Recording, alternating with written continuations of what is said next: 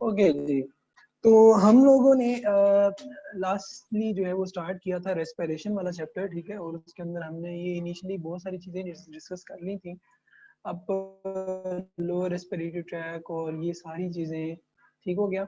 और उसके बाद फिर हमने जो है वो लोअर रेस्पिरेटरी सिस्टम जो है वो पढ़ा था, और उसके बाद कंपोजिशन के हवाले से मॉर्फोलॉजी देखी, फिर अनाटमी देखी। और अनाटमी के बाद जो है वो हमारे पास यहाँ पे एक चीज जो आ रही थी वो आ रही थी कंपोजिशन के हवाले से, ठीक है। ठीक है, कंपोजिशन याद रखना, जो ट्रेकिया है हमारे पास, ट्रेकिया कार्टिलेज से जब मिलकर बना होता है, जो सी शेप्ड होते हैं, ठीक है। पहली तो ये कंपोजिशन के पॉइंट ऑफ व्यू से आपको एमसीक्यू आ सकता है कि जी हमारे पास जो है वो कार्टिलेज, और इसमें सी शेप जो है वो आप कह सकते हैं रिंग जो है वो मौजूद होती है, ठीक है, जिन्होंने इस तरह से क्या किया होता है, फुल्ली जो है वो इस तरह से कवर किया होता है नॉर्मली, ठीक हो गया। सो ऑन इस तरह से आ जाएगा। अच्छा, एक तो ये हो गया। ट्रेकिया के बाद हमारे पास ब्रोंकाई आ जाते हैं, जिसमें प्राइमरी सेकेंडरी और टर्शियरी था। ब्रोंकाई के अंदर भी हमारे पास याद रखिएगा क्या होते हैं, कार्टिलेज ही होते हैं। ब्रोंकाई हो गया, ठीक है। तो सेम वही वाले जो है वो आप कह सकते हैं कार्टिलेज होंगे, सी शेप्ड ही कार्टिलेज होते हैं इनिशियली, आप कह ले, ठीक हो गया। अच्छा, अब हमारे पास जैसे जैसे आप याद रखिएगा कि ब्रोंकाई एंड होता है, ब्रोंकाई एंड होने का मतलब क्या है हमारे पास, यानी जैसे जैसे ब्रोंकाई एंड होगा, ब्रोंकाई एंड होने का मतलब क्या है, हमने ब्रोंकाई की 3 कैटेगरी पढ़ी थी, प्राइमरी ब्रोंकाई, सेकेंडरी ब्रोंकाई और हमारे पास टर्शियरी ब्रोंकाई।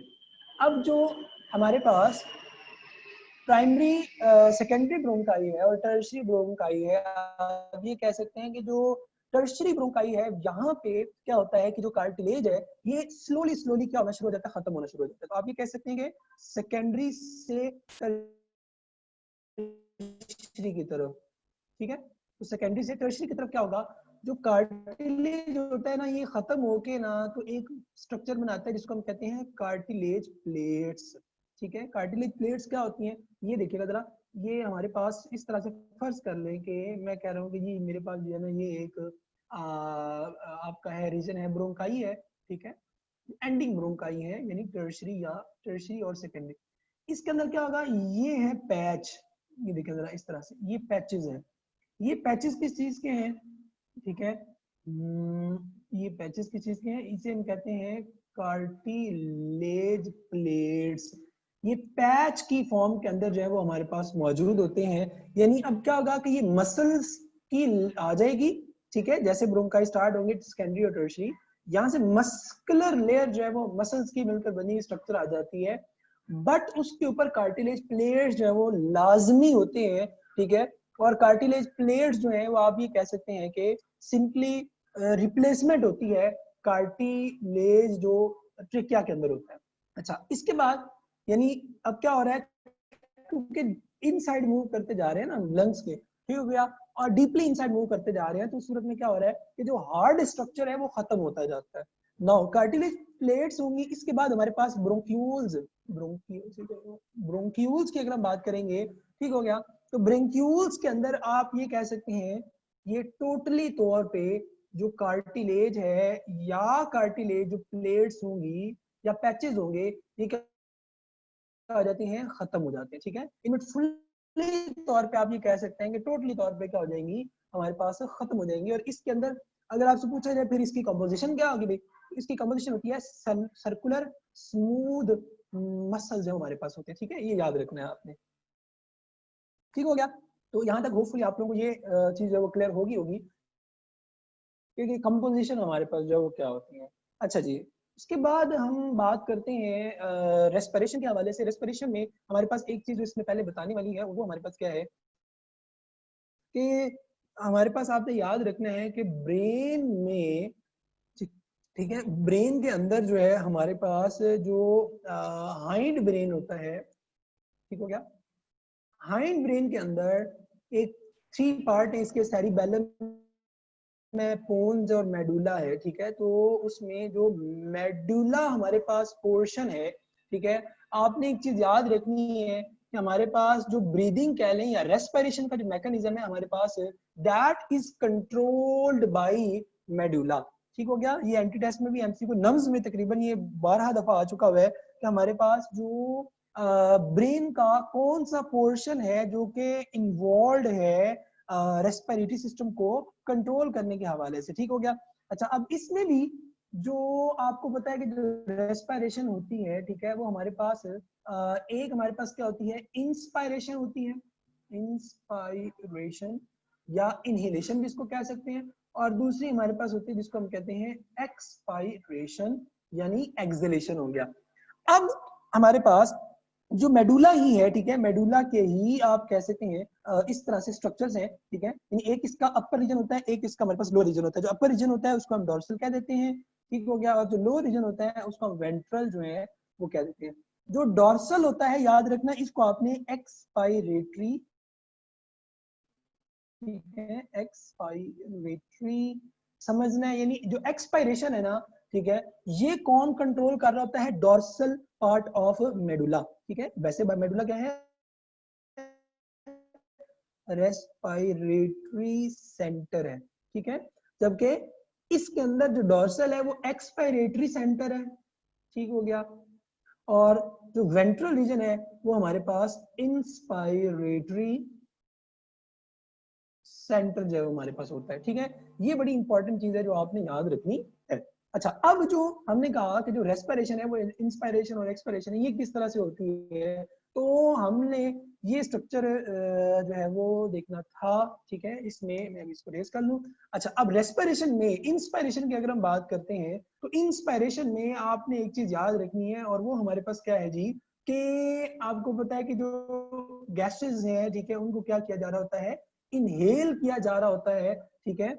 और गैसेस जो इनहेल की जा रही होती हैं, उन गैसेस के अंदर आप कार्बन डाइऑक्साइड भी होती है, ऑक्सीजन भी होती है, मगर मेजोरिटी में हमारे पास जो एयर जो इनसाइड जा रही होती है उसके अंदर हमारा मेन पर्पस क्या होता है कि उस कंपोजिशन में जो एयर होती है उसमें से जो ऑक्सीजन है उसको बॉडी में लेके जाना। अब इसमें डिफरेंट मैकेनिज्म होते हैं, जरा ये देखिएगा कि वो मैकेनिज्म जो है वो कौन से हैं, ठीक है। अब देखें, जब इंस्पायरेशन होती है, ठीक है, तो इसमें क्या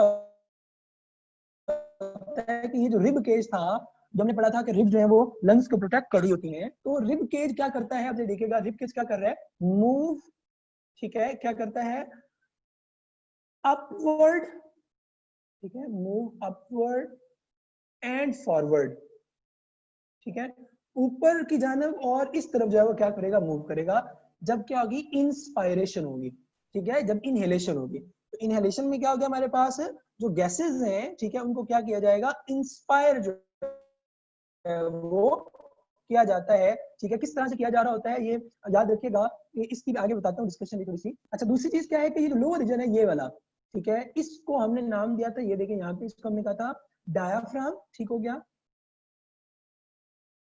ठीक है। और जो डायाफ्राम है ये क्या करता है, कॉन्ट्रैक्ट करता है और मूव जो है वो आप कह सकते हैं डाउन, ठीक है। ये देखिए यहाँ पे एरो भी लगा हुआ है, ये डाउनवर्ड मूव करेगा, ठीक हो गया। हमने क्या कहा कि हमारे पास रिब केज अपवर्ड मूव करता है, और जो हमारे पास मस्कुलर शीट है ये डाउनवर्ड जो है वो मूव कर रही होती है, ठीक हो गया। नो, और ये एक डोम लाइक जो है वो स्ट्रक्चर जो है वो बना देती है, ये देख रहे हैं यहाँ पे आप, ठीक है, ये इस तरह से। अच्छा, दूसरी तरफ हम बात करें तो हमारे पास क्या होगा, यहाँ पे दूसरा है एक्सपायरेशन। एक्सपायरेशन में उल्टा सारा मैकेनिज्म हो जाएगा, गैसेस बाहर आएंगी और रिब के जो है वो बैकवर्ड एंड फॉरवर्ड मूव करेगा, और जो ये जो स्ट्रक्चर था ये डोम लाइक, ये मोर डोम लाइक जब हो जाता है, ठीक हो गया, मोर डोम लाइक, ठीक है। ये देखिए यहाँ इसको डायग्राम में क्लियरली आपको नजर आ रहा होगा, ये लेस डोम लाइक है, ये मोर डोम लाइक है, ठीक है। ये एंटीडेस में आया हुआ था कि जी मोर डोम लाइक्स जो डायाफ्राम है वो किस में बनता है, तो वो एक्सपायरेशन में जो हमारे पास बनता है, ठीक हो गया। उसके बाद यहाँ पे नीचे लिखा हुआ है, यहाँ देखिएगा वर्षे की pressure in lungs decreases and air comes rushing in, ठीक है। ये जो सारा मैकेनिज्म है, ठीक है, जिसमें रिब के ऊपर फॉरवर्ड और डायाफ्राम का मूव करना है, ये एक्चुअल में प्रेशर जो है वो लंग्स के अंदर क्या करता है, कम कर देता है, जिससे एयर जो है वो बाहर के रीजन से इन साइड जो मूव कर जाती है। जबकि दूसरे केस में क्या होगा कि ये सारी चीजें प्रेशर इनसाइड लंग्स इंक्रीज हो जाता है, और जो एयर है वो पुश आउट जो है वो कर दी जाती है, ठीक है। अच्छा, ये इंस्पायरेशन और एक्सपायरेशन के हवाले से। आगे हमारे पास एक और चीज जो है, ये एंटी टेस्ट के पॉइंट ऑफ व्यू से याद रख लीजिएगा कि 15 to 20 टाइम्स मिनट जो है नॉर्मली हम क्या कर रहे होते हैं, इंस्पायरेशन या एक्सपायरेशन, यानी नॉर्मली हमारा नॉर्मल रेट है आप कह सकते हैं, ठीक है, जिसको हम रिदमिकली जो एक्सपायरेशन, रिदमिकली इंस्पायरेशन या रिदमिकली ब्रीदिंग भी कह सकते हैं। और जब हम एक्सरसाइज कर रहे होते हैं तो एक्सरसाइज के दौरान आपने एक चीज याद रखनी है, वो हमारे पास 30 टाइम जो है वो हम क्या करते हैं, एक पूरा जो है वो इंस्पायर एक्सपायर जो है वो कर रहे होते हैं। अच्छा, एक और चीज बड़ी इंपॉर्टेंट है, वो क्या है कि ऑक्सीजन जो है जब आप इनहेल करते हैं तो कितने परसेंट बॉडी में जाती है और कितने परसेंट बाहर आती है, ये इंपॉर्टेंट चीज। कार्बन डाइऑक्साइड कितने परसेंट जाती है और वापस आती है, ये अंदाजा कर ले, ये एंटीटेस्ट में आया हुआ है। वाटर वेपर वेरिएबल होते हैं जब वो इनसाइड जाते हैं, मगर बाहर आते हुए सैचुरेटेड होते हैं, क्योंकि इनर जो इन्वायरमेंट होता है वो हमारे पास क्या होता है, आप ये कह सकते हैं कि जी मॉइस्ट होता है। मॉइस्ट इन्वायरमेंट की वजह से क्या होगा कि हमारे पास एंडिंग रीजन के अंदर जो है वो ये आ जाता है, ठीक है। उसके बाद नाइट्रोजन है, तो ये आपसे पूछ सकते हैं, ठीक है। आप देखें यहाँ पे 4 चीजें आ रही हैं जो मैंने लिया फिर इंस्पिरेशन, इनहेलेशन और एक्सहेलेशन में कर रहे हैं, ठीक हो गया। और उसमें हमारे पास जो 4 चीजें आ रही हैं, ठीक है, इसमें एक चीज ऐसी है हमारे पास जो आपकी आ रही है विदाउट आप कह सकते हैं चेंज, और वो कौन सी है जी, नाइट्रोजन, ठीक है। तो ये आपको पता होना चाहिए कि जो नाइट्रोजन 79% जितनी जाती है उसी अमाउंट में वापस भी आ जाती है। इसी तरह वाटर वेपर्स हैं, ठीक है, इसी तरह कार्बन डाइऑक्साइड है और ऑक्सीजन है, ये चेंज हो रहे होते हैं। तो ये आपने एंटीटेस्ट के पॉइंट ऑफ व्यू से जो है वो चीज याद रखनी है, ठीक हो गया। ओके, अब हमारे पास नेक्स्ट मूव करते हैं, तो जो नेक्स्ट चीज आ रही है वो आ रही है, अच्छा अब जो मैं टर्म्स इंट्रोड्यूस कराने लगा हूँ, ठीक है, इसको केयरफुली जरा सुन लीजिएगा, ये बहुत इंपॉर्टेंट टर्म्स हैं, ठीक है। कुछ बुक्स में लिखी हुई है, ठीक है, और कुछ ऊपर नीचे करके इस तरह से लिखी हुई है कि वो थोड़ी सी कंफ्यूजन क्रिएट कर देती है। मैंने उसके लिए एक बड़ी जो है ना अंडरस्टैंडेबल आप कह सकते हैं ग्राफ के थ्रू जो है वो उसको समझाने की कोशिश करूंगा, इंशाल्लाह आपको समझ भी आ जाएगी। और वो क्या है जी, सुनिएगा जरा। चलिए, रेस्पिरेटरी वॉल्यूम्स, टेक्निकल टर्म आ रही है, respiratory volumes are the amount of air inhaled या एक्सहेल्ड या स्टोर्ड। कितनी चीजें हैं जी, 1 2 3। ये है वॉल्यूम। जिस तरह एक रूम है, उस रूम के अंदर हमारे पास एक स्पेसिफिक वॉल्यूम होता है, ठीक है। दैट स्पेसिफिक वॉल्यूम क्या करता है हमारे पास, सजेस्ट करता है कि जी इतनी इस रूम के अंदर जो है हमारे पास आप कह सकते हैं इतना इस रूम का वॉल्यूम है। उसके अंदर, उस रूम के अंदर आ भी सकते हैं, जा भी सकते हैं। सेम इसी तरह जो लंग्स है, इनमें भी एयर जो है वो इनसाइड आ सकती है और जा सकती है, ठीक हो गया ना। अब इसमें जो है within the lungs at given time, ठीक है। अब इसमें आगे टर्म्स हैं, और वो कौन कौन सी हैं, इसमें आ जाती है जी टाइडल वॉल्यूम, फिर हमारे पास आ जाता है रेजिडुअल वॉल्यूम, ठीक हो गया। फिर हमारे पास पूछा जा सकता है लंग कैपेसिटी के हवाले से, ठीक हो गया, टोटल लंग कैपेसिटी भी इसको कह देते हैं, ठीक है। फिर एक इंस्पायरेटरी वॉल्यूम होता है, फिर एक एक्सपायरेटरी वॉल्यूम होता है, ठीक हो गया। अब ये होती क्या है, ये अंडरस्टैंड करते हैं। ओके, यहाँ देखें, ये आपको एक ग्राफ शो हो रहा है। अगर मैं इसको कहूँ कि ये एक टाइडल वॉल्यूम है, तो टाइडल वॉल्यूम क्या होता है, आप बैठे हुए हैं, ठीक है, चेयर पे बैठे हैं या वैसे आप रिले कर रहे हैं, बिल्कुल रेस्ट स्टेज के अंदर है। रेस्ट स्टेज के अंदर क्या हो रहा है कि आप अब इधर तवज्जो करिएगा स्क्रीन बोर्ड पे, आप रेस्ट स्टेज के अंदर क्या कर रहे हैं, इंस्पायर करते हैं, एक्सपायर करते हैं, इंस्पायर करते हैं, देन एक्सपायर करते हैं। तो ये एक नॉर्मल रेट चल रहा है, नॉर्मल वैल्यू चल रही है, ठीक है, या नॉर्मल इंस्पायरेशन एक्सपायरेशन चल रही है, ठीक है, जिसको हम कहते हैं टाइडल वॉल्यूम, यानी amount of air which enter the lungs during normal inhalation at rest। ये याद रखना, at rest की बात, ये रेस्ट की बात हो रही है, ठीक हो गया। और इसमें ये देखें, मैंने स्टेटमेंट आगे एक्सप्लेनेशन भी दी कि if you are sitting normally and breathe quietly then amount of air breath. अब एयर ब्रेथ्स का मतलब क्या है, इंस्पायर होना, ठीक है, और एक्सपायर होना एयर का, ठीक है। तो इसको हम कह रहे हैं टाइडल वॉल्यूम। ये जो एक नॉर्मली चल रहा है, ये नॉर्मल चल रहा है, और ये हमारे पास जो बुक में दिया हुआ है, ठीक है, जो एंटीटेस्ट की बुक में हमारे पास, या जो हम पीडीबी को फॉलो कर रहे हैं, तो उसमें बुक में उसने लिखा हुआ है हाफ अ लीटर। तो वो हाफ अ लीटर वैल्यू नहीं दी हुई, मगर हाफ अ लीटर का मतलब है वो 0.5 ml या 500 ml जब होता है। इसका मतलब क्या है कि एंटी टेस्ट में आपको तो पूछ लेते हैं कि भाई मुझे ये बताएं कि टाइटल वॉल्यूम कितना है, या टाइटल वॉल्यूम क्या है, तो आपको पता होना चाहिए, और ये एंटी टेस्ट में आ चुका हुआ है बार। अच्छा, अब एक और टर्म जो मैंने स्टार्ट में बताई वो है जी ये, वो क्या है जी, इंस्पायरेटरी वॉल्यूम या इंस्पायरेटरी रिजर्व वॉल्यूम। ठीक हो गया। ये क्या है जी, amount of extra air inhaled, अभी देखें, above tidal volume during a deep breath, this can be as high 3500 ml, या बुक में लिखा हुआ है 3.5 ml। ठीक हो गया। अच्छा, अब ये जो वैल्यूज मैंने यहाँ पे दी हैं, फेडरल की बुक में जाएंगे तो और ही है, केपीके ईटा के हवाले से जाएंगे तो वो वेरी करेंगी। ठीक हो गया। तो यूएचएस के अकॉर्डिंग फिलहाल जो मैंने ये वैल्यूज आपको बताई हैं ये यूएचएस के अकॉर्डिंग है। ठीक हो गया। और नम्स के अकॉर्डिंग है। जो आप फेडरल की बुक या केपीके की बुक में देखेंगे तो वहां पे जो है वो यहाँ पे 3000 लिखा होगा, और टोटल वॉल्यूम जो है वो 6000 लिखा हुआ है, 600 ml लिखा हुआ है, मैं आगे बता देता हूँ वो भी। ठीक हो गया। तो ये याद रखना है। बहरहाल हम बात कर रहे थे यहाँ पे कि हमने कहा amount of extra air inhaled above tidal, कैसे, ये देखो, ये ग्राफ है, ये हमने कहा था ये वाला जो पोर्शन है हमारा, ये है टाइडल वॉल्यूम जो नॉर्मल चल रहा है। ठीक हो गया। अब इसमें ये नॉर्मली ये नॉर्मल चल रहा है। ठीक हो गया, ये नॉर्मल चल रहा है।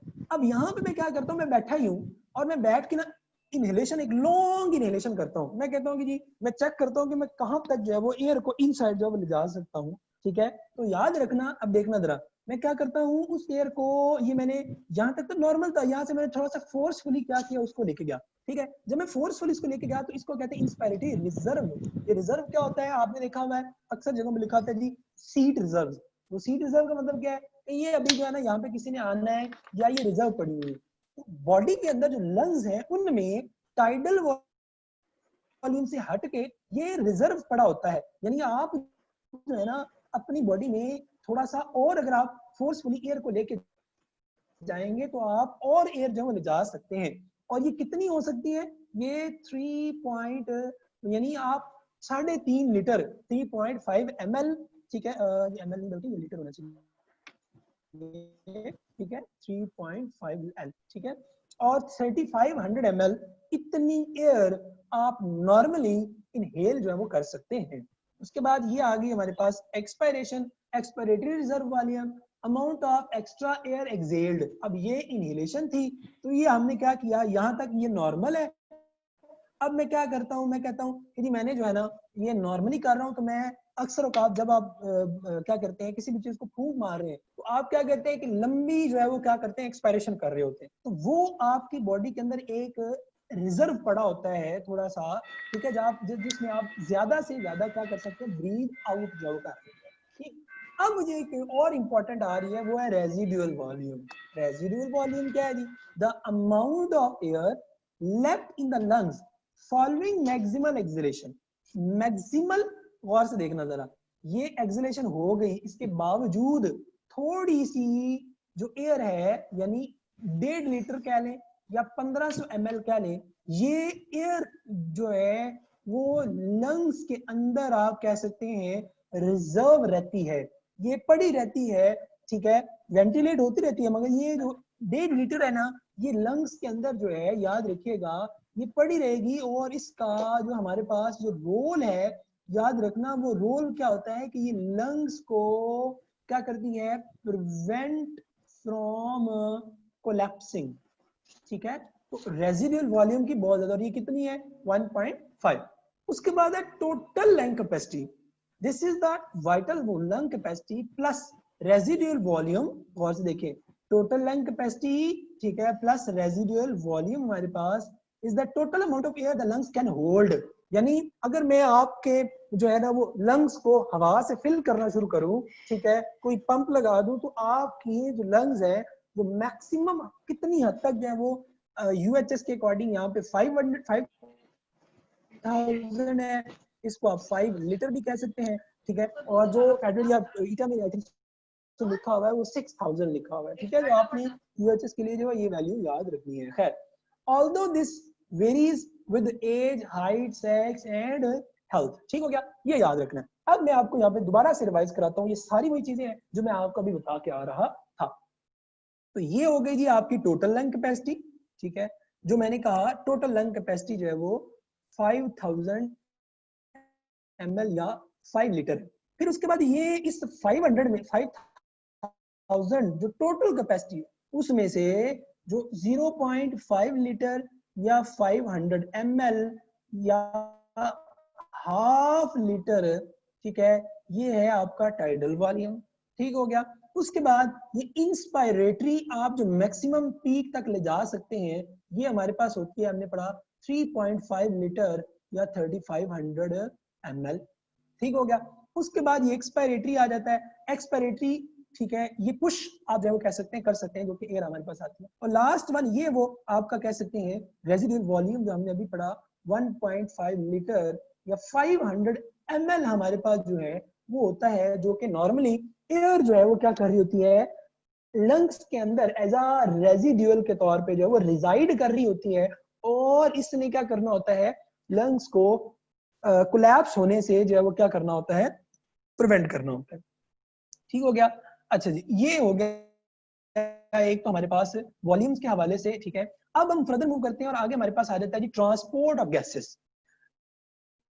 ट्रांसपोर्ट ऑफ गैसेस की अगर हम बात करेंगे तो ट्रांसपोर्ट ऑफ गैसेस में हमारे पास जो है वो दो चीजें हैं जो कि बहुत ज्यादा जरूरी हैं, और वो हमने पीछे पढ़ा भी है कि कार्बन डाइऑक्साइड और ऑक्सीजन, ठीक हो गया। यानी ऑक्सीजन और कार्बन डाइऑक्साइड दो हमारे पास आप कह सकते हैं कि गैसेस हैं जो कि बहुत ज्यादा जरूरी हैं, जिनको एक्सचेंज करना जो है वो क्या होता है बहुत ज्यादा जरूरी होता है। अब इसमें सबसे पहले अगर हम बात करते हैं कार्बन डाइऑक्साइड की, ठीक है, तो कार्बन डाइऑक्साइड को 4 आप कह सकते हैं वेज के थ्रू क्या किया जा रहा होता है, बॉडी में एक्सचेंज जो है वो किया जा रहा होता है। उसमें सबसे पहली हमारे पास आ जाती है आप कह सकते हैं कि in the form of carboxy haemoglobin, ठीक हो गया। दूसरी हमारे पास जो होती है वो आप कह सकते हैं कि प्लाज्मा में जो है वो डिफ्यूज्ड फॉर्म के अंदर जो होती है। तीसरी हमारे पास जो होती है वो आप कह सकते हैं कि जो हमारे पास HCO3- बाइकार्बोनेट आयंस की फॉर्म में जो है वो जा रही होती है। और फोर्थ वन आप ये कह सकते हैं कि हमारे पास जो कुछ जो सेल्स होते हैं जिन्हें हम कार्पोसेल्स कहते हैं, ठीक है, यानी ये हमारे पास एक्चुअल में आरबीसीज है, ये रेड ब्लड सेल के साथ अटैच होकर जब जा रही होती है। ये 4 वेज हैं जिनके थ्रू हमारे पास जो गैसेस हैं यानी कार्बन डाइऑक्साइड है वो हमारे पास जो है वो क्या हो रही होती है एक्सचेंज हो रही होती है। ये किस तरह से एक्सचेंज होती है इसको हम आगे देखते हैं। अच्छा, अब उसी तरह जो ऑक्सीजन है, अब ऑक्सीजन भी सेम जिस तरह कार्बन डाइऑक्साइड ट्रांसपोर्ट हो रही थी, ठीक हो गया, इसी तरह जो ऑक्सीजन है ये भी हमारे पास क्या करती है, ये भी ट्रांसपोर्ट की जा रही होती है। आप ये कह सकते हैं कि प्लाज्मा में डिसॉल्व करके, ठीक है, प्लाज्मा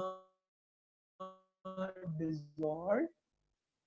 और दूसरी हमारे पास जो आ जाती है, ठीक है, वो आ जाती है ऑक्सी हीमोग्लोबिन, ठीक है। अच्छा, यहाँ पे कुछ वैल्यूज है वो हमारे पास वेरी करेंगी, ठीक हो गया। मसलन अगर मैं बात करता हूँ हमारे पास जो आपकी है जो कार्बोक्सी हीमोग्लोबिन है, ठीक है, कार्बोक्सी हीमोग्लोबिन में आपने जो फिगर याद रखनी है, यानी 20% of carbon dioxide is exchanged by आप कह सकते हैं जो कार्बोक्सी हीमोग्लोबिन है, जो डिफ्यूज फॉर्म के अंदर या प्रोटीन के थ्रू जा रही होती है वो हमारे पास 5% तक होती है, और जो बाइकार्बोनेट आयन की फॉर्म में जा रही होती है वो 70% होती है, और लेस देन 1% हमारे पास जो है वो आपकी आ जाती है किससे, जो है वो कार्बोसेल्स, यानी लेस देन 1% हमारे पास ये आ जाएगी, इसके थ्रू जाएगी, ठीक हो गया। नो, अब हमने एक चीज और याद रखनी है और वो हमारे पास क्या है कि जी जो ऑक्सीजन की हम बात करें थे यहाँ पे, ठीक है, तो ऑक्सीजन में मैक्सिमम जो है वो अबाउट 98 टू कह लें 97%, ठीक है, 97 to 98% तक जो हमारे पास ऑक्सीजन है, ठीक है, वो किसके थ्रू जा रही होती है, कार्बोक्सी हीमोग्लोबिन के थ्रू। और जो रिमेनिंग हमारे पास थोड़ी सी क्वांटिटी होती है वो हमारे पास जा रही होती है प्लाज्मा के अंदर जो है वो डिफ्यूज करके। अब 2-3 चीजें हैं यहाँ पे जो बहुत ज्यादा जरूरी है, ठीक है, एंटीडेस्मिन के हवाले से बड़ी चीज पूछी जाती है अक्सर। लाइक अगर हम इसकी बात करते हैं कार्बोक्सी हीमोग्लोबिन की, तो इसमें एक चीज याद रखनी है कि ऑक्सीजन जो है ये एक्चुअल में क्या करता है, हीमोग्लोबिन के साथ बाइंड करता है। तो 4 ऑक्सीजन के मॉलिक्यूल हीमोग्लोबिन के साथ बाइंड करते हैं और ये बना देते हैं Hb4O2 कार्बोक्सी हीमोग्लोबिन। और यहाँ पे इनको कंबाइन करने के लिए जो एंजाइम होता है वो याद रखिएगा कार्बोनिक एनहाइड्रेज जो है वो हमारे पास होता है, ठीक हो गया। यानी कार्बोनिक एनहाइड्रेस क्या करते हैं, ऑक्सीजन को हीमोग्लोबिन के साथ कंबाइन करता है और कंबाइन करने के बाद जो है वो क्या करता है, कार्बोक्सी हीमोग्लोबिन जो बना देता है। ठीक है, नंबर 1। अब यहाँ पे कुछ चीजें हैं जो कि डिस्कस करनी बहुत ज्यादा जरूरी है, 2-3 स्टेटमेंट है, ठीक है, वो यहाँ पे लिखता हूँ। ठीक है, इसको जरा केयरफुली सुन लीजिएगा। और ये आपकी पीटीबी की जो पंजाब टेक्स्ट बुक बोर्ड है, ठीक है, उसमें जो है वो हमारे पास लिखी हुई है। सही है। अच्छा, वो है क्या जी, वो कहते हैं एट नॉर्मली नॉर्मली अगर बात करें, ठीक हो गया, तो हमारे पास जो अगर हम जो ब्लड है एक्चुअल में, ठीक हो गया, अगर हम इसको डिफाइन करना चाहें ना, तो इसमें हम ये कह देते हैं कि जी एक वैल्यू आ जाती है, आई थिंक सो 20 ml पर 100 ml ऑफ ब्लड। ठीक है, ये ऑक्सीजन है। ठीक हो गया। इसका मतलब क्या है, वो कहते हैं कि ये 20 ml ऑफ ऑक्सीजन, ठीक है, 20 ml ऑफ ऑक्सीजन जो है वो 100 ml ऑफ, यानी 100 ml अगर हमारे पास ब्लड होगा ना, तो उसके अंदर 20 ml जो है वो हम क्या कह सकते हैं कि जी ऑक्सीजन जो है वो क्या की जा रही होती है, एब्जॉर्ब की जा रही होती है फ्रॉम द लंग्स, यानी डिफ्यूज इन जो है वो करवाई जा रही होती है। और ये कब होगा, ये हमारे पास एट नॉर्मल सी लेवल कह लें या सी लेवल पे। ठीक है, ये याद रखना, एट सी लेवल पे। एक चीज जो बड़ी इंपॉर्टेंट। अब हमारे पास दूसरी चीज को वो बुक में ही जो एक्सप्लेनेशन करता है, और वो कहता है कि जी जो नॉर्मल कंडीशन होती है, ठीक है, ये है एक जो नॉर्मल वैल्यू कि जी 100 ml ब्लड होगा ना, तो उसके अंदर जो है वो हमारे पास 20 ml, तो ये वैल्यू चेंजेबल भी हो सकती है। मसलन वो यहाँ बोर्ड के अंदर जो है वो बोर्ड कह रहा हूँ, सॉरी, जो आपके हैं टेस्ट है, उसमें 100 की जगह पे वो 200 ml कर दे, और इधर आपको आंसर ऑटोमेटिकली जो 20 करना पड़ेगा। ठीक है, तो ये आपने याद रखना है। अब ये वो वैल्यू है जो कि रिकमेंडेड है, जो होती है, बट वो कहता है एक्चुअल में ये फुल्ली, यानी 20 ml फुल जो है वो 100 ml में नहीं जाती। ठीक है, ये नॉर्मल जो है वो नॉर्मल केसेस के अंदर ऐसा नहीं होता। नॉर्मल केसेस में क्या होता है कि जो हमारे पास जो इन्वायरमेंट का जो आप कह सकते हैं जो सिंपली प्रेशर है, ठीक है, वो हमारे पास होता है नॉर्मली 115 mmHg। ठीक हो गया। ठीक है, लंग्स के हवाले से हम बात कर रहे हैं, ये सी लेवल के हवाले से। अब हम लंग्स के हवाले से बात कर रहे हैं, ये तो नॉर्मल हो सकता है ना कि 100 ml ब्लड के अंदर 20 ml ऑक्सीजन आ सकती है, मगर नॉर्मली हमारे पास जो प्रेशर होता है वो 115 mmHg होता है। और इस पे आप याद रख लीजिएगा 98%, यानी इस 20 ml जो है ना 100 में 98% जो है वो ऑक्सीजन 100 ml में जो शामिल होती है, और वो 98% कितनी है, 19.6 ml। ठीक हो गया, 19.6 ml पर 100 ml, ये आपने याद रखना है हमारे पास। ठीक हो गया, ये वैल्यू बहुत ज्यादा जरूरी है क्योंकि ये एंटी टेस्ट में बहुत पूछी जा चुकी है। अच्छा, एक और चीज जो बड़ी इंपॉर्टेंट जो मैं यहाँ पे बताना चाह रहा हूँ वो क्या है जी, factors. What are the factors, ठीक है, जो के जो हमारे पास जो हीमोग्लोबिन है, ठीक है, हीमोग्लोबिन को ऑक्सीजन के साथ बाइंड करने में क्या करते हैं, असिस्ट करते हैं, या आप कह सकते हैं रिमूव करते हैं। ठीक है, या आप कह सकते हैं कि उनमें वेरिएबल हो या चेंज हो, तो क्या होगा कि जो गैसेज है, जो ऑक्सीजन है, वो हीमोग्लोबिन से बाइंड करेगी या नहीं करेगी। ठीक हो गया। अच्छा, अब इसमें एक चीज याद रखनी है हमारे पास कि अगर, ठीक है, अगर ये मैं 3 फैक्टर लिख रहा हूँ, एक है हमारे पास कार्बन डाइऑक्साइड है, दूसरा हमारे पास टेम्परेचर आ जाता है, और तीसरा हमारे पास पीएच आ जाती है। कार्बन डाइऑक्साइड की बात करें, ऑब्वियसली सी बात है, मोर कार्बन डाइऑक्साइड कॉजिंग, ठीक है, लोअर, ठीक है, लोअर HB हीमोग्लोबिन कैपेसिटी, ठीक हो गया, टू ऑक्सीजन। जितनी कार्बन डाइऑक्साइड ज्यादा होगी, हीमोग्लोबिन की ऑक्सीजन के साथ बाइंड करने की कैपेसिटी उतनी कम होती जाएगी। अच्छा, टेम्परेचर के हवाले से आते हैं। टेम्परेचर का भी सेम हमारे पास जो है वो आप कह सकते हैं रिएक्शन है, यानी टेम्परेचर ज्यादा होगा, ठीक है, मोर टेम्परेचर कॉजिंग लोअर, ठीक है, हीमोग्लोबिन आप कह सकते हैं कैपेसिटी टू ऑक्सीजन। पीएच के हवाले से आते हैं। अब पीएच में थोड़ी सी इंटरेस्टिंग बड़ी मजे की एक दो चीजें हैं जो कि एंटी टेस्ट में नॉर्मली पूछी जाती हैं, ठीक है, और वो क्या है, अब कार्बन डाइऑक्साइड इंक्रीज होती है, टेम्परेचर इंक्रीज होता है, तो क्या होता है कि जो कैपेसिटी है हीमोग्लोबिन की वो हमारे पास आप कह सकते हैं कि जो ऑक्सीजन के साथ बाइंडिंग एबिलिटी वो कम हो जाती है। पीएच कम होगी, ठीक है, पीएच कम होगी, तो पीएच के कम होने की वजह से, याद रखना पीएच ज्यादा नहीं कम, पीएच के कम होने की वजह से मतलब क्या है, हीमोग्लोबिन की ऑक्सीजन के साथ जो बाइंडिंग एबिलिटी है, ठीक है, या कैपेसिटी है, वो हमारे पास क्या आती है, कम। किसकी वजह से, पीएच कम। अब पीएच कम होने का मतलब क्या है, इसको जरा एक और एंगल से भी देख सकते हैं आप लोग। एसिडिक पीएच के अंदर ये एंटीटेस्ट में आया था, ठीक है, एसिडिक पीएच के अंदर हीमोग्लोबिन की, क्योंकि बुक में अब उसने पीएच को डिक्लाइन किया, कम किया है, ठीक है, तो ये याद रख लीजिएगा। क्यों, उसकी वजह क्या होती है कि हाइड्रोजन आयन रिलीज हो जाते हैं, ठीक है, आपको पता है एसिडिक एनवायरनमेंट में हाइड्रोजन आयन रिलीज हो जाते हैं, तो हाइड्रोजन आयन का जो रिलीज होना है, ठीक है, ये जो हीमोग्लोबिन है उस प्रोटीन की ऑक्सीजन के साथ बाइंडिंग एबिलिटी को क्या कर देता है, कम कर देता है। तो ये आपने एक चीज याद रखनी है जो बहुत ज्यादा जरूरी है। ठीक हो गया, ये हो गया ऑक्सीजन के रेफरेंस से, यानी किस तरह से ट्रांसपोर्ट होगी और किस तरह से ले जाया जाएगा। अब आते हैं कार्बन डाइऑक्साइड पे, ठीक है, ये एक कॉम्प्लेक्स डायग्राम है, ठीक है, इसको याद रख लेंगे तो सोने पे सुहागा है, नहीं याद रखेंगे, ठीक है, तो यू विल सफर। ये आपको याद करनी है, ये वाली डायग्राम कोशिश करें, ठीक है, मगर ये है कि इसका बेसिक कॉन्सेप्ट आप अंडरस्टैंड कर लें, मेरा नहीं ख्याल है कि आप लोगों के लिए मुश्किल चीज होगी। अच्छा, अब हम पीछे पढ़ के अभी आ रहे हैं, ठीक है, यहाँ पे कि कार्बोक्सी हीमोग्लोबिन में हीमोग्लोबिन कार्बन डाइऑक्साइड के साथ कंबाइन करेगा, ठीक हो गया, प्लाज्मा में डिसॉल्व हो जाएगी, रेड ब्लड सेल की सरफेस पे अटैच हो जाएगी, और ये जो बाइकार्बोनेट है ये किस तरह जाती है, इसमें हम यहाँ पे अब इसको देखने लगे हैं। ये देखिएगा जरा, यहाँ पे कार्बन डाइऑक्साइड आई, इसने यहाँ पे आके जो है वो सीजन के अंदर प्लाज्मा में डिसॉल्व हो गई, ये प्लाज्मा के अंदर जो है वो चली गई, ये हमने पढ़ा जी कि ये 5% तक तकरीबन होती है, ठीक है, ये मूव कर जाती है, ठीक।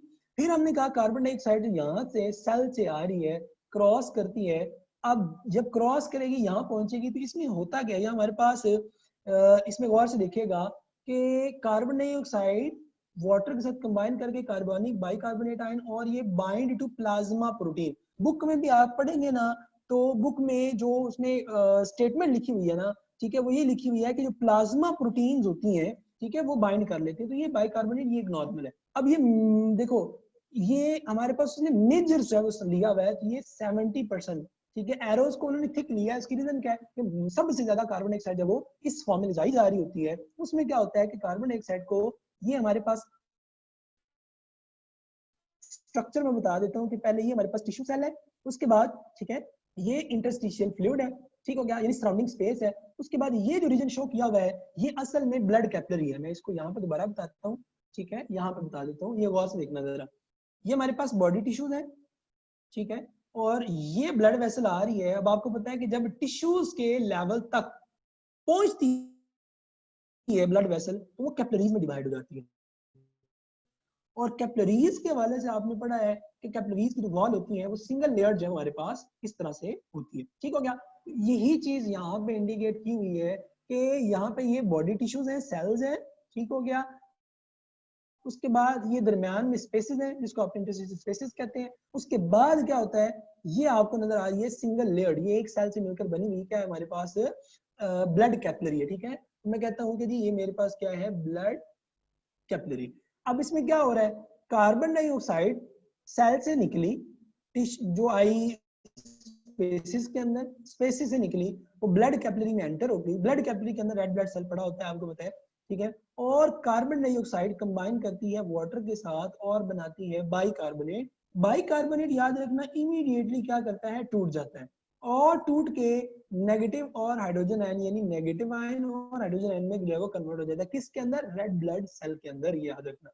अब उसके बाद क्या हुआ कि जो बाइकार्बोनेट आयन है इसको बाहर ट्रांसपोर्ट कर दिया जाता है, जैसे इसको बाहर ट्रांसपोर्ट करते हैं, ये नेगेटिव आयन, ठीक है, नेगेटिव आयन का जो है वो बाहर जाना, ठीक है, क्या करता है, इनसाइड होमोस्टैटिक बैलेंस को डिस्टर्ब करता है, तो उस सूरत में बाहर से क्लोराइड आयन को इनर्सली जो मूव करवाया जाता है, इसको हम कहते हैं क्लोराइड शिफ्ट विया ट्रांसपोर्ट प्रोटीन, याद रखना, ठीक हो गया ये। उसके बाद कार्बन डाइऑक्साइड जो आती है हीमोग्लोबिन की फॉर्म में, हमने पढ़ा कि तकरीबन 20% आती है, ठीक है, और वो क्या है, कार्बन डाइऑक्साइड हीमोग्लोबिन से मिलकर कार्बोक्सी हीमोग्लोबिन बनाती है, ठीक हो गया। और उसके बाद हमारे पास क्या होता है कि यहाँ से एक और रिएक्शन हो रहा होता है, और वो क्या होता है कि अब ये रेड ब्लड सेल जब आया था, ठीक है, इस सेल के पास, तो इसके पास ऑक्सीजन भी तो थी ना, हीमोग्लोबिन कार्बोक्स ऑक्सी हीमोग्लोबिन की फॉर्म में। तो ये जो ऑक्सी हीमोग्लोबिन की फॉर्म में होती है हमारे पास, ठीक है, ये क्या करती है कि ऑक्सीजन टूट के चली जाती है किसके अंदर, हमारे पास वापस सेल्स में, और पीछे रह जाता है हीमोग्लोबिन। ये हीमोग्लोबिन हमारे पास यहाँ से जो आने वाले, यानी बाई जो कार्बोनेट टूटा था, बाइकार्बोनेट बाहर चला गया था, जो हाइड्रोजन अंदर रह गया था ना, ये उसके साथ बाइंड करके बना देती है HHB। that HHB is called as haemoglobinic acid, ठीक हो गया। तो ये आप देख सकते हैं डायग्रामेटिकली, आपको सारा कुछ क्लियरली जो है वो नजर आ रहा है हमारे पास के कार्बन डाइऑक्साइड ब्लड प्लाज्मा में डिसॉल्व हो रही है, फिर कार्बन डाइऑक्साइड प्लाज्मा प्रोटीन के साथ अटैच हो रही है, फिर carbon dioxide red blood cell के अंदर जाके बाइकार्बोनेट आयन में कन्वर्ट होके हाइड्रोजन जो बाइकार्बोनेट है वो बाहर चले जाते हैं, और क्लोराइड बाहर से अंदर आ जाते हैं, और हाइड्रोजन आयन जो है वो हीमोग्लोबिन के साथ बाइंड करके क्या बना देती है, हीमोग्लोबिनिक एसिड जो है वो बना देती है। और दूसरी तरफ 20% हमारे पास क्या होता है कि कार्बन डाइऑक्साइड हीमोग्लोबिन के साथ बाइंड करेगी और क्या बना देती है, कार्बोक्सी, ठीक है, हीमोग्लोबिन, इसको कार्बामाइनो हीमोग्लोबिन भी कह देते हैं, ठीक है। तो ये याद रखिए, ये नाम जो लिखा हुआ कार्बामाइनो हीमोग्लोबिन लिखा हुआ है। अच्छा, ये हो गया हमारे पास टिश्यू से। अब मैं कह रहा हूं कि टिश्यू से जो ऑक्सीजन है वो लेकर, सॉरी जो कार्बन डाइऑक्साइड है वो लेकर, वो जो रीजन है, वो जो रेड ब्लड सेल था वो पहुंच गया है कहाँ पे, लंग्स में। अब लंग्स में क्या होता है, याद रखिएगा, सारा इसका उल्टा हो जाएगा। क्या हो जाएगा, सारा उल्टा हो जाएगा। उल्टा क्या होगा कि यहाँ से कार्बन डाइऑक्साइड वापस चली जाएगी किसके अंदर, उसमें लंग्स के अंदर। मैं दिखा देता हूँ, ये देखिए जरा, कार्बन डाइऑक्साइड वापस चलेगी, ठीक है, किसमें, एल्विलाई में, ठीक हो गया। इसी तरह हमारे पास जो कार्बन डाइऑक्साइड जो प्लाज्मा प्रोटीन की फॉर्म में थी वो यहाँ थी, वो भी वापस चली जाती है। और यहाँ पे क्या होता है कि जो बाइकार्बोनेट आयन बाहर गया था HCO3 नेगेटिव, ठीक है, जो बाइकार्बोनेट बाहर गया था वो वापस आता है और क्लोराइड आयन को वापस भेज दिया जाता है, ठीक है।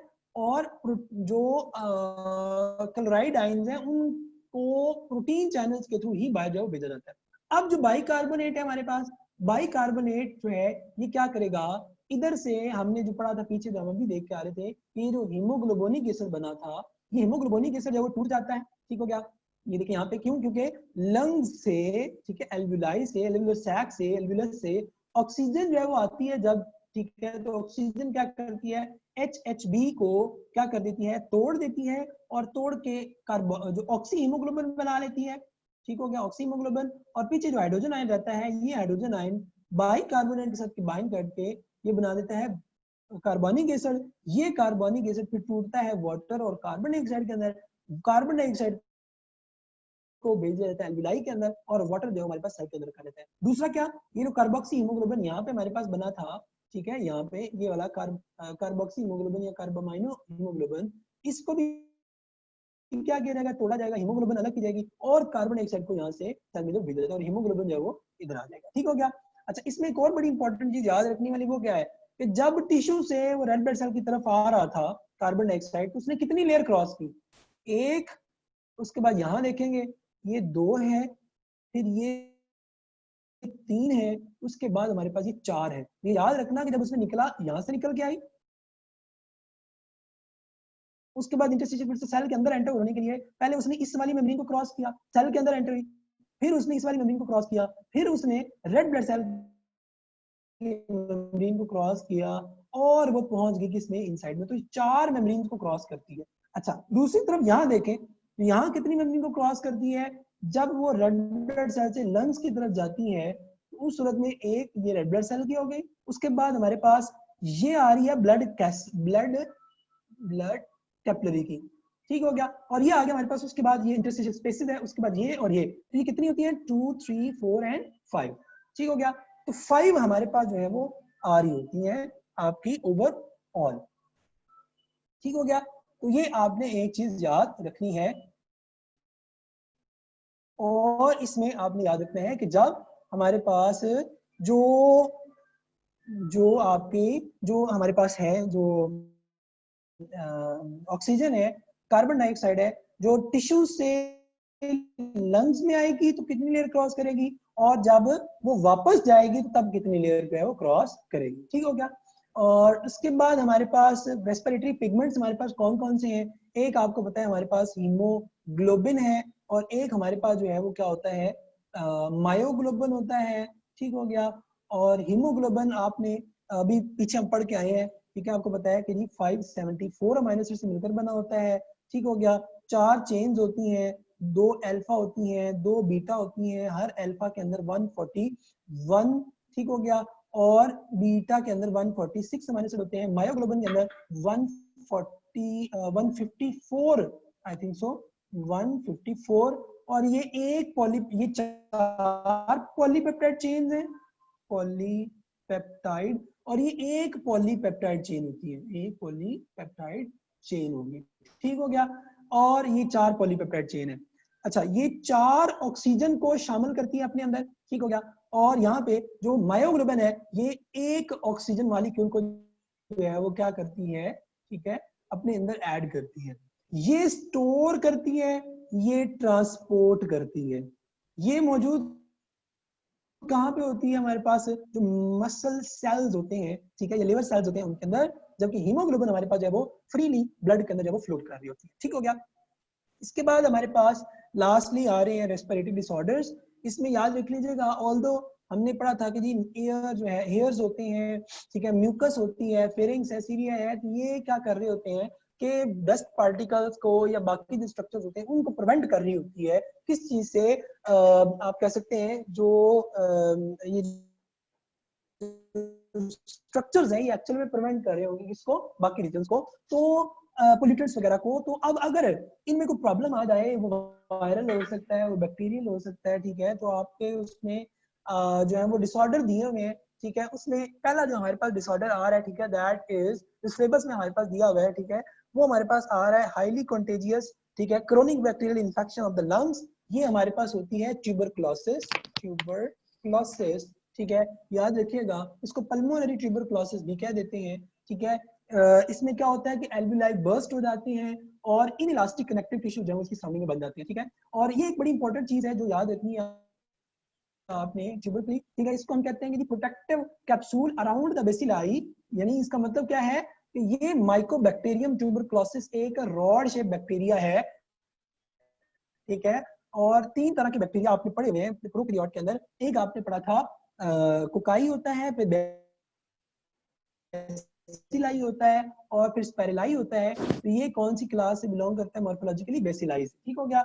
और ठीक है, ये क्या करते हैं? कैप्सूल लाइक स्ट्रक्चर बना लेते हैं। ठीक है, किस तरह से बनाते हैं मैं आगे बताता हूँ। ये देखिए अब जरा, ये लंग्स है, लंग्स के अंदर ये इस तरह से ये रॉड शेप स्ट्रक्चर मौजूद होता है। इसके अलावा सिम्टम्स क्या होती हैं? लो ग्रेड हमारे पास इंटरमीडिएट फीवर होता है, ठीक है, नाइट स्वेट्स होते हैं, वेट लॉस, एनोरेक्सिया, डिप्रेशन वगैरह। ठीक है, कफ जो है ये मोस्ट इंपॉर्टेंट इसके अंदर आता है। ठीक है, विद स्पुटम होती है, डल एक, ठीक है, एसिड वगैरह, और ये सारे।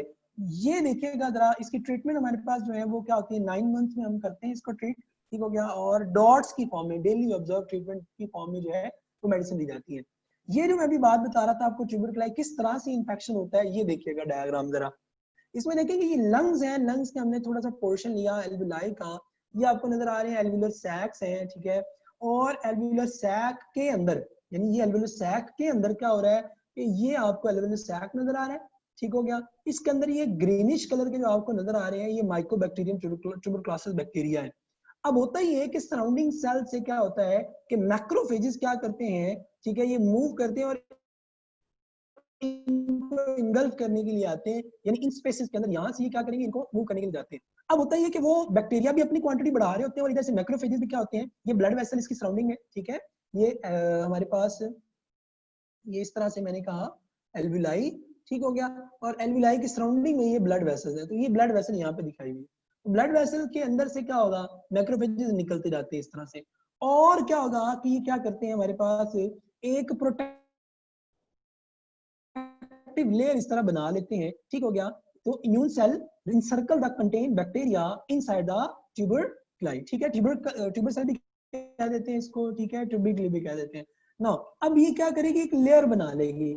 अब अंदर हमारे पास क्या है, बैक्टीरिया है, और बाहर क्या है, लेयर बनी हुई है, वो किस चीज की, वो हमारे पास है मैक्रोफेजेस की। अब अंदर ही क्या करते हैं, अपनी तादाद बढ़ाते रहते हैं, और एकदम से उस रीजन को क्या करते हैं, बर्स्ट करते हैं, और पूरे लंग्स तक जो है वो फैल जाते हैं। ठीक हो गया, ये है ट्यूबरक्लोसिस। सही हो गया।